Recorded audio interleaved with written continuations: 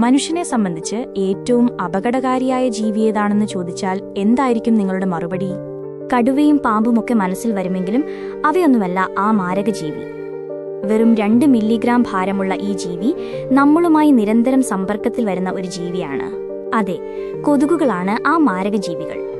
ലോകമെമ്പാടുമായി ഓരോ വർഷവും ഏകദേശം 10 ലക്ഷത്തോളം ആളുകൾ കൊതുകുകൾ പരത്തുന്ന രോഗങ്ങൾ മൂലം മരിക്കുന്നുണ്ടെന്നാണ് ലോകാരോഗ്യ സംഘടനയുടെയും മറ്റ് ആരോഗ്യ ഏജൻസികളുടെയും കണക്കുകൾ സൂചിപ്പിക്കുന്നത്. കൊതുകുകൾ നേരിട്ടല്ല രോഗങ്ങൾ പരത്തുന്നത്, അവ ഇടനിലക്കാരെപ്പോലെ പ്രവർത്തിക്കുകയാണ് ചെയ്യുന്നത്. രക്തം കുടിക്കാനായി കൊതുകുകൾ നമ്മളെ കടിക്കുമ്പോൾ അവയുടെ ശരീരത്തിലുള്ള രോഗാണുക്കൾ നമ്മുടെ ശരീരത്തിലേക്ക് കയറുന്നു. അങ്ങനെയാണ് നമുക്ക് രോഗങ്ങൾ ഉണ്ടാകുന്നത്. അവിടെയാണ് രസകരമായൊരു ട്വിസ്റ്റ് ഉള്ളത്. പെൺകൊതുകുകൾ മാത്രമാണ് രക്തം കുടിക്കുന്നത്.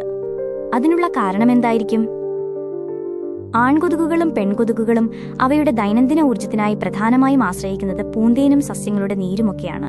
പെൺകൊതുകുകൾ മാത്രം രക്തം കുടിക്കുന്നതിന് പിന്നിൽ പ്രധാനമായും ഒരു കാരണമാണുള്ളത്: വംശവർദ്ധനവ് അഥവാ മുട്ടയിടൽ. പെൺകൊതുകുകൾക്ക് അവയുടെ മുട്ടകൾ ഉൽപ്പാദിപ്പിക്കുന്നതിനും അവ ആരോഗ്യത്തോടെ വിരിയുന്നതിനും ആവശ്യമായ പ്രോട്ടീനും ഇരുമ്പും ലഭിക്കുന്നത് രക്തത്തിൽ നിന്നാണ്. രക്തം കുടിക്കാതെ അവയ്ക്ക് മുട്ടയിടാൻ സാധിക്കില്ല. ആൺകൊതുകുകൾ മുട്ടയിടാത്തതുകൊണ്ട് അവയ്ക്ക് അധിക പ്രോട്ടീന്റെ ആവശ്യമില്ല. അതിനാൽ അവ മനുഷ്യരെയോ മറ്റ് ജീവികളെയോ ഉപദ്രവിക്കാറില്ല. ചുരുക്കത്തിൽ, നമ്മളെ കടിക്കുന്നത് പെൺകൊതുകുകൾ മാത്രമാണ്. അത് അവയുടെ അടുത്ത തലമുറയെ വളർത്തിയെടുക്കാൻ വേണ്ടിയാണ്.